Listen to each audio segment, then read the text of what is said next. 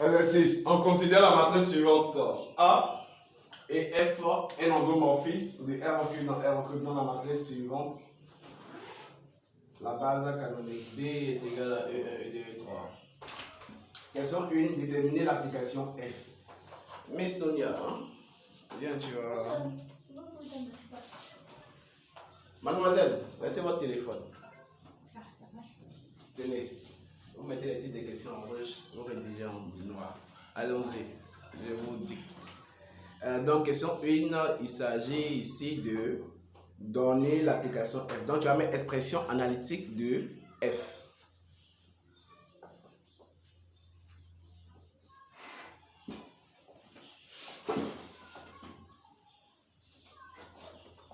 Monsieur, moi j'ai une question. Oui. Concernant les R là. Parce que à quel moment on écrit R comme ça avec R comme ça? Expression analytique D'accord. F. On va donner l'application F, c'est-à-dire donner son expression analytique. Oui. À quel moment on écrit ce R? C'est juste une notion de style d'écriture. Ah d'accord. Ok, donc pour donner l'expression analytique de F, on choisit un vecteur quelconque, donc soit U, ou soit V, ça dépend de toi, soit V, appartenant à R au cube. Donc ici on regarde l'ensemble des débats. L'ensemble des débats c'est quoi? C'est les R au cube et R au cube. Donc appartenant à R au cube, virgule, on a F à la ligne, allons-y, mais c'est en rouge, c'est la formule. F de V égale V vont, c'est qui a mis ici là, égale à A, non, c'est A là, la matrice, multiplié par le vecteur. Donc ton vecteur c'est V, tu l'as appelé V. Hein? Ah, c'est V qui est comme ça. Ok. Donc, si tu veux déterminer l'expression analytique d'une application linéaire, tu prends la matrice associée à l'application linéaire et tu multiplies cette matrice et un vecteur quelconque. Puisqu'on a précisé que V appartient à R au cube, donc avec V égale la tu vas donner les coordonnées de V, X, Y, Z. Donc, avec V égale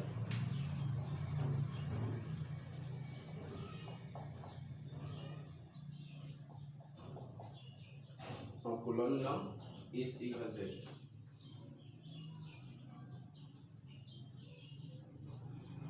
Allez, il vient.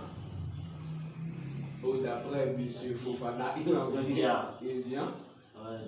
Donc, on va appliquer. Donc, tu auras quoi? F de V sera égal à quoi? F de X, Y, Z qui sera égal à quoi? La matrice multipliée par X, Y, Z. Donc, tu mets la matrice ici. 3 moins 1, 1.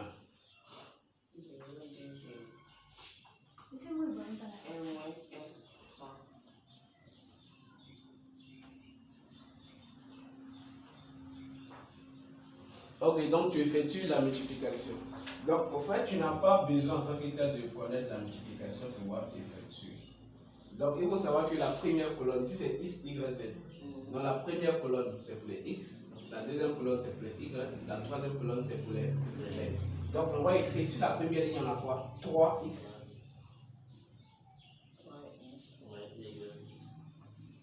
Moins Y plus Z. Donc, tu mets le C plus Z. La deuxième ligne, on n'a pas de X, c'est 0. On a seulement 2Y. Non, on ne met pas. 2Y directement. Il n'y a pas de Z, donc c'est 0, on ne met pas. La troisième ligne, on a quoi? On a un X, donc X.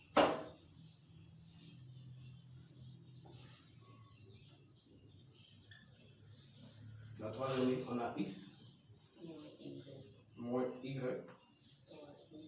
plus 3Z. Ok, donc voilà l'expression de F de X, Y, Z. Donc ça c'est l'expression analytique. Donc je reprends. Dans d'autres exercices, quand l'exercice commence, on peut vous donner F de X, Y, Z égale, on vous donne 2X, des choses comme cela. C'est ça qui est l'expression analytique de l'application.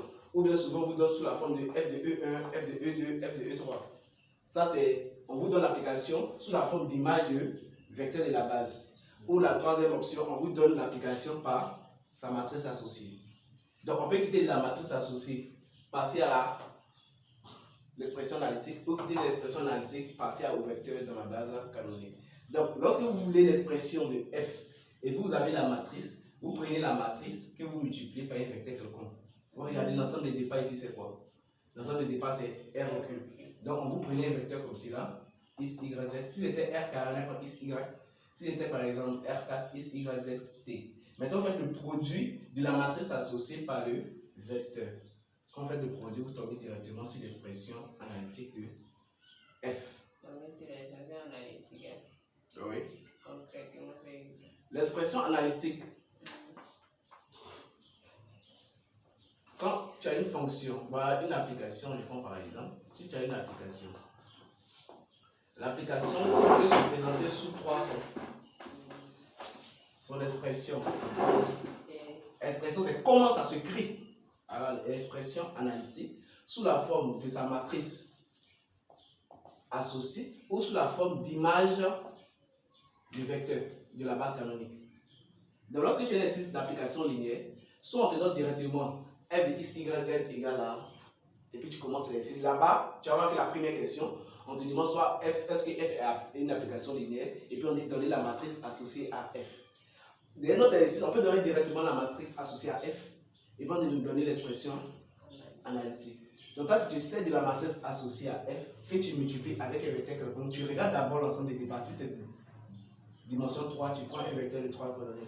Et quand tu fais le produit, tu tombes sur ce qu'on appelle l'expression analytique de l'application. Maintenant, on peut se donner ça sous la forme d'image du vecteur de la base canonique. Par exemple, f de E1 égale f de E2 égale. Maintenant, de là, tu peux passer soit à l'expression analytique, ou de là, tu peux passer à la matrice. Ça dépend de la question. Si on te donne ça, par exemple, de donner la matrice associée, qu'est-ce que tu fais? Tu ne fais que disposer cela en colonne. Voilà. Donc, c'est un peu ça. Mademoiselle, on poursuit.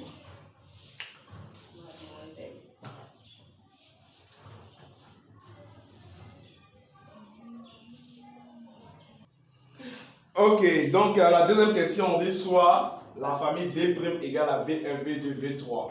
On nous demande de montrer que B' est une base de R recul. Ok. Une base de R recul. Qu'est-ce qu'une base? Donc on va voir en même temps. Pour montrer que B' est une base de R recul, B' doit vérifier les deux conditions suivantes. Donc allons-y. Allons-y. B' est une base de R recul. Si elle vérifie les deux conditions suivantes.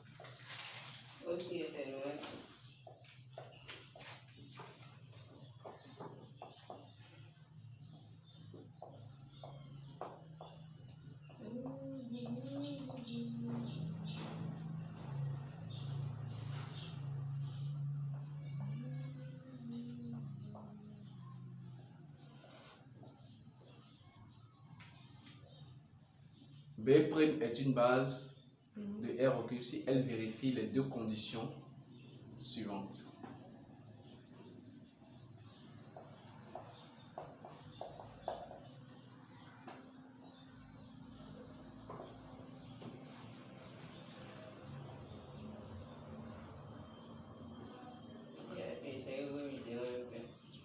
Ok, donc je donne les conditions. Donc il y a deux conditions. La première condition, en fait, B' c'est quoi? B' c'est un ensemble de vecteurs. On dit ensemble de vecteurs ou famille de vecteurs. Donc, une famille de vecteurs est une base à quel moment? La première condition, B' doit être libre. C'est une famille libre. À la deuxième condition, B' doit être une famille génératrice. Maintenant, toi, dans ta démonstration, comment tu vas montrer que B' est une famille libre? Pour montrer que B' est une famille libre, tiens, il faut faire. Qu'est-ce que tu dois faire? Tu peux montrer directement. Il y a plusieurs manières de montrer. On peut utiliser la définition. ou dans un cas d'un exercice d'application linéaire, lorsque l'ensemble est départ égal à l'ensemble d'arrivée, on ne fait que montrer que le déterminant de B' est différent de 0. Donc B' c'est 3 vecteurs, donc vous allez placer les 3 vecteurs dans un déterminant. Si le déterminant est différent de 0, c'est que B' est libre. Maintenant, pour montrer que B' est génératrice, cela revient à montrer que cardinal de B' est égal à dimension de l'ensemble dans lequel on veut montrer que c'est une base de quoi? R au cube, non? Donc cardinal de B' est égal à la dimension de R au cube. Ok, la majorité des étudiants passent le temps à vérifier uniquement la première condition. Donc si le procès est CV peut être 0. Ce sont les deux conditions qui doivent être vérifiées. Ah, donc la majorité, vous allez voir que la majorité des étudiants font ça uniquement.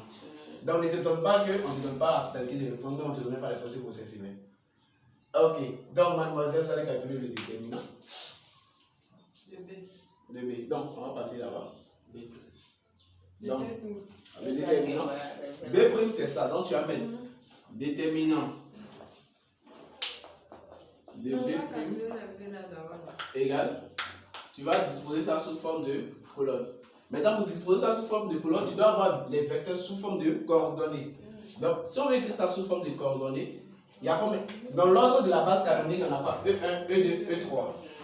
Donc on va disposer. Il y a combien de E1 ici? Il y a combien de E2? 0. Il n'y a pas de E2. Il y a combien de E3? Moins 1. Ici, il y a combien de E1? Il n'y a pas. Combien de E2? 1. Combien de E3? 1. Ici, il y a combien de E1? Combien de E2? Combien de E3? 0. Il y a E3.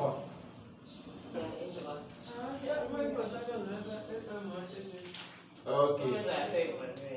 Ça revient au même. Il faut juste regarder. Par exemple, si tu voulais faire E1 moins E2, E1 à coordonnées 1, E3, E1 à coordonnées 1, 0, 0, moins E2 à coordonnées 0, 1, Non, 0, 0, 0, 0, 1. Donc, quand tu allais calculer, tu allais faire quoi? 1 moins 0, 1, 0 moins 0, 0, 0 moins 1, moins 1. Donc, il suffit juste, par exemple, de regarder. C'est juste la coefficient que vous prenez. Donc, ça dépend de ce que tu veux. Si tu veux calculer comment, tu peux calculer, pas de souci. Donc, il n'y a pas cuisine ici. Donc, allons-y.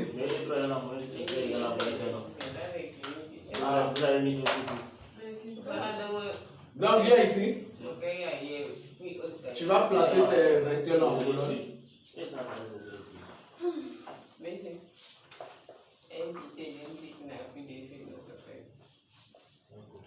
Mais ça dit on ne peut pas connaître ça. Il prend des grandes mines. Il met expression là-dessus.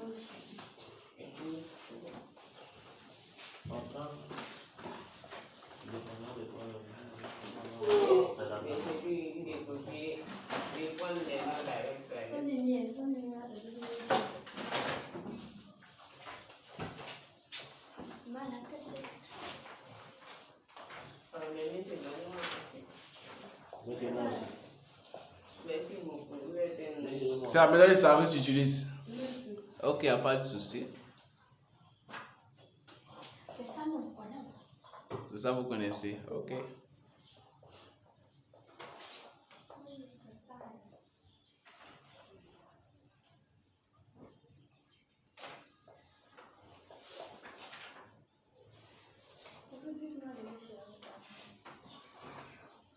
Donc, tu as trouvé déterminé égal à 2 qui est différent de 0. Donc, B est libre.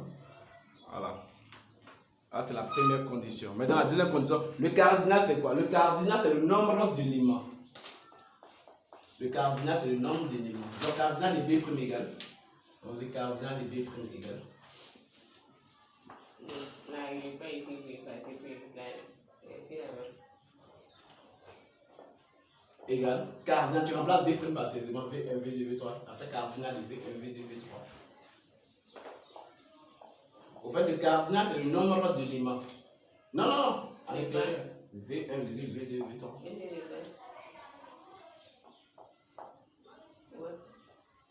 Ok.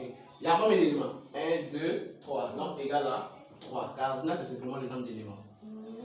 Dimension de R au cube, c'est quoi? Et dimension de R au cube égale. Allons-y. Dimension Dimension de R au cube égale à quoi? L'ensemble. Et maintenant, R au cube, c'est 3. Alors, qu'est-ce qu'on constate? On constate que le cardinal est égal à la dimension. Donc, B' est génératrice. Conclusion, B' est une base.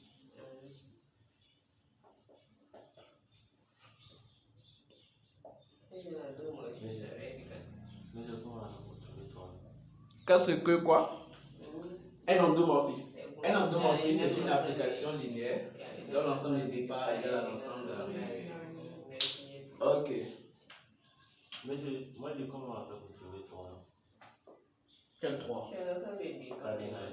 Ici, on compte simplement combien d'éléments dedans. Cardinal, c'est qu'on a fait en probabilité cardinale le nombre d'éléments. Ou le nombre de possibilités si on est en période en dénombrement.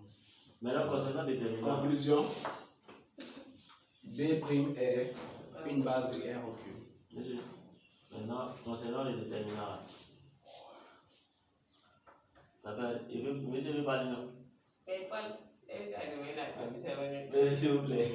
Mais concernant les déterminants, on dit, on fait la partie. C'est la vidéo qui a. Question 3. À la question 3, on nous demande de donner la matrice associée à F suivant la nouvelle base B'. Donc, je vais effacer le tableau. Voilà. Tu effaces ça. Question 3, on dit de donner la matrice associée à F suivant la base. Donc, tu vas mettre matrice associée à F dans la nouvelle base B'.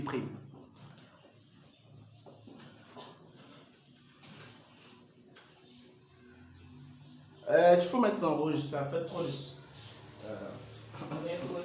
Va le stylo rouge ici, écris avec ça.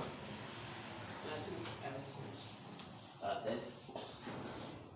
Suivant la base. Donc, question 3. Matrice associée à F dans la nouvelle base.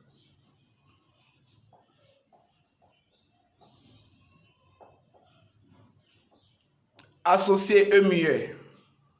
Merci.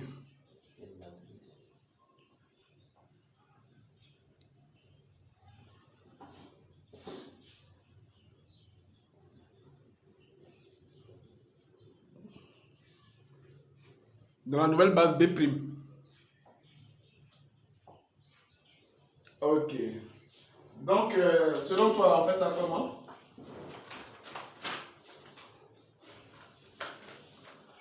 On vous écoute, mademoiselle. Vous êtes dans la nouvelle base. Oui. C'est ça, pas ça. On prend ça. En. C'est quoi la nouvelle? C'est qu'on avait trouvé. Ok. Monsieur Fouvana, vous pouvez ajouter quelque chose d'autre?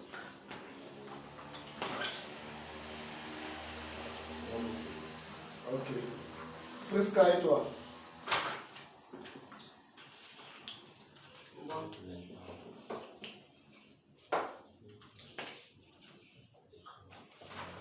Ok, donc je vais expliquer.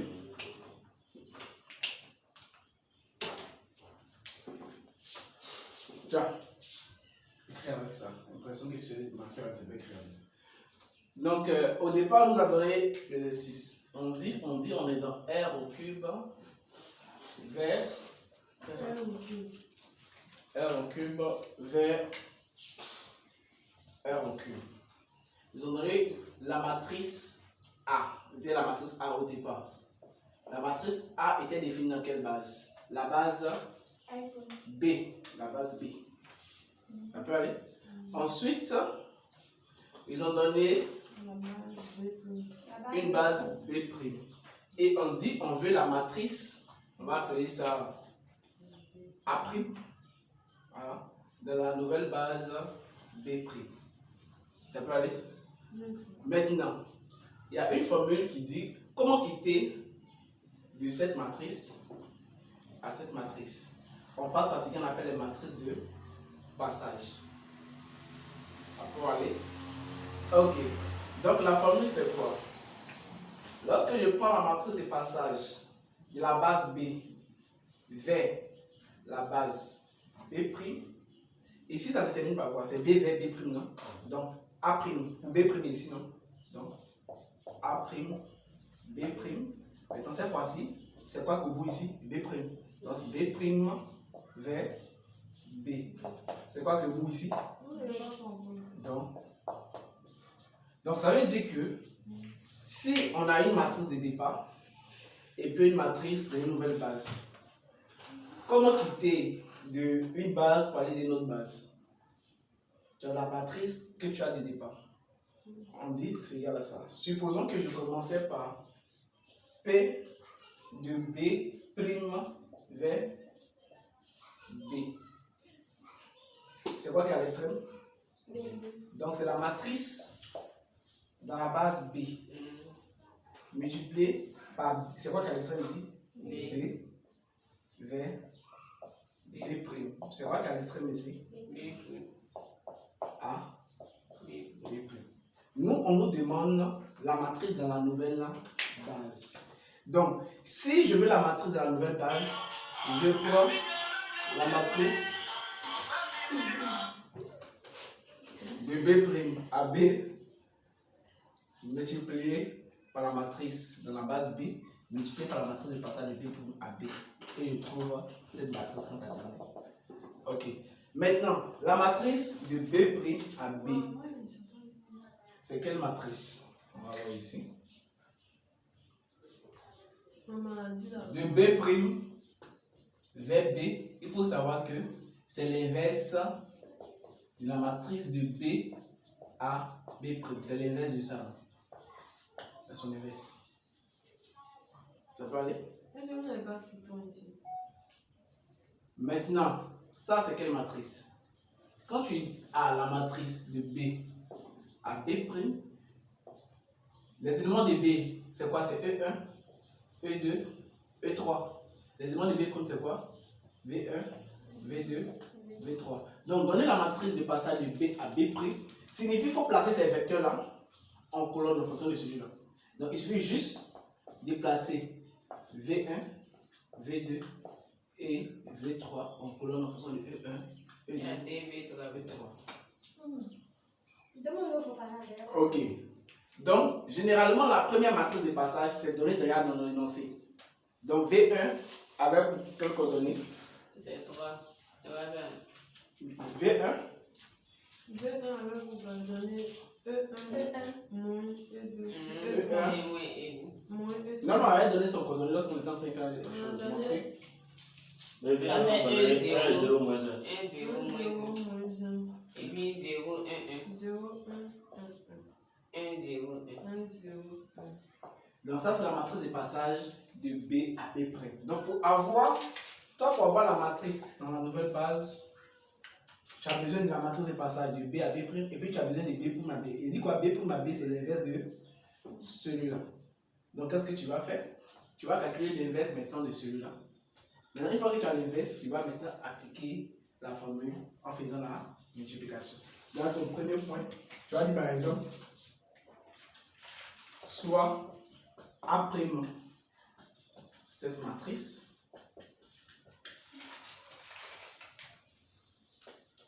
on sait que, deux points,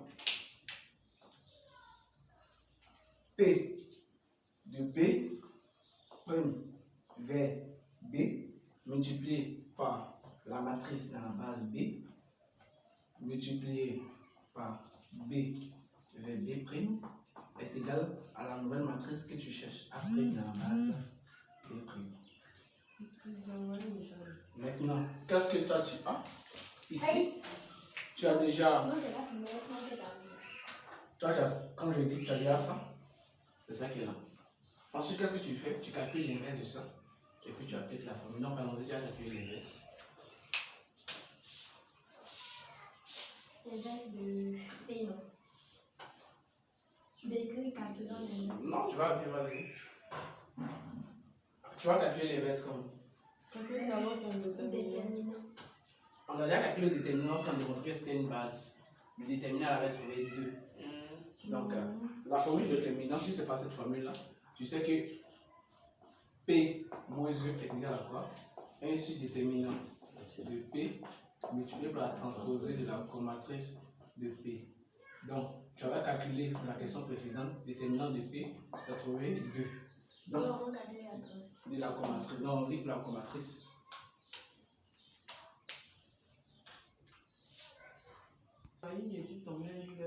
Donc, allons-y, la commatrice épée. Aïe, tu vas barrer comme cela. C'est que après, ça sera noir dedans.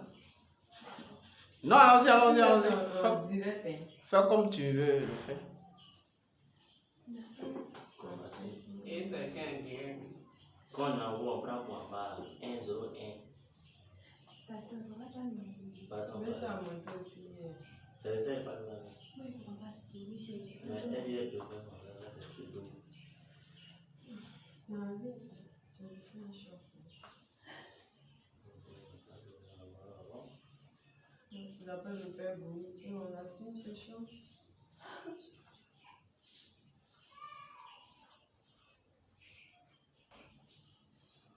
Ok, donc si tu as fini de trouver la commatrice, c'est comme le P. Donc pour donner la transposer, tu as recopié les lignes, sont devenues les colonnes. Efface tout là.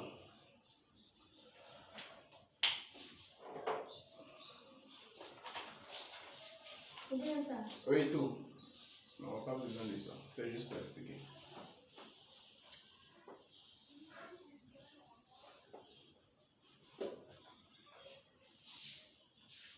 Donc, tu as trouvé P-1.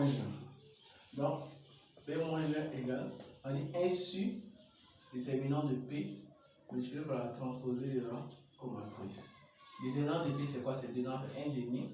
La transposée de la commatrice, tu as trouvé 1, 0, 1. 1, 2, 1, 2, moins 1. 11, Moins 1, 0, 0, 1. Voilà. Selon toi, c'est ce que tu as trouvé. Ok. Donc, tu n'es pas obligé de faire entrer le 1,5 puisque ça va faire sortir des fractions. Donc, maintenant, tu peux appliquer la formule P moins 1 fois A. Donc, tu vas calculer P moins 1 fois A. 1,5. 1, 0, 1, 1, 2, moins 1, 0, 1. Multiplié par A. 3, 3, 0, 1, moins 1, 2, moins 1, moins 1, 2, moins 1, 1, 0, 3, 1, 0, Savez-vous pas une petite classe? 3. Donc tu vas faire le produit des deux. Donc tu vas mettre 1,5 d'abord, et puis tu vas mettre le résultat du produit. Donc efface ici, on va utiliser la pour calculer. Pourquoi? Comment? Non, non, non, non.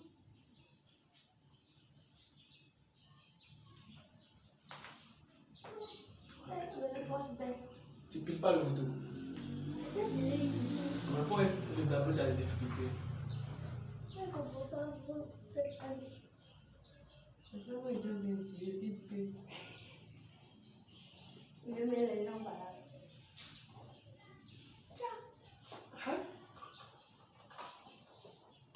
Changer le marqueur.